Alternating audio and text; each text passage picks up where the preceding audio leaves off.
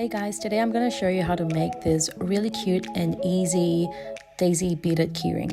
So to get started, you'll need 70 centimeters length string, a crafting needle, a clasp, and for this tutorial I've used a combination of silicone, acrylic, and wooden beads to make our beaded keyring. So let's get started. First, you want to grab your string and fold it in half. And then grab your clasp and loop the cord through the end of the clasp like so.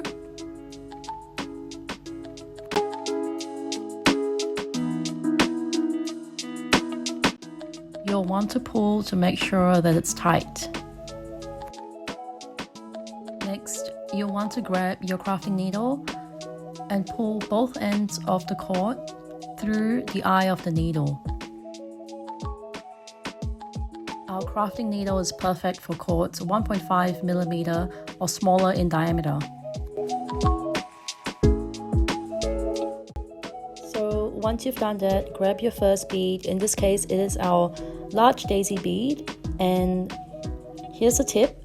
You will have to bead your beads upside down. So from your point of view, it's upside down.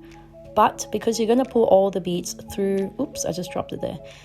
Because you're going to pull the needle all through the beads, it's going to be from the top to bottom orientation, and that's very important. You'll see what I mean when I've made the keyring.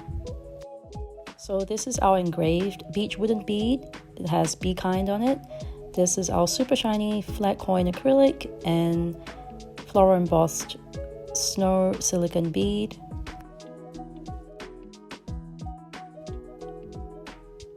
Acrylic abacus, and finally 12mm silicone bead. And this is where the magic happens. With one hand, make sure you're holding onto all the beads, and with the other, you're going to pull the needle and the string right through all the beads. And once you're done, detach the needle from the cord. Make an overhand knot at the very end. Make sure it's tight when you make the knot so your beads are not moving up and down the string. I like to make a double knot just to make it more secure, but this step is completely optional.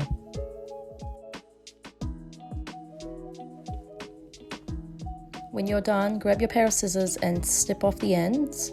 I like to leave a little bit of length just because it looks nicer.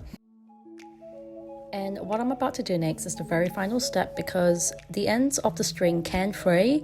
So I grab a lighter and just very lightly torch the ends of the string. And doing this will really help to stop the ends from fraying. If you've burnt the ends a bit too much, you can always grab a pair of scissors and snip off whatever part that's burnt, like I'm about to do. And then come in again and just very, very lightly torch the end like this. It's less than a second. And it really melts the cord so it doesn't fray over time. And there's our finished product. Ta-da!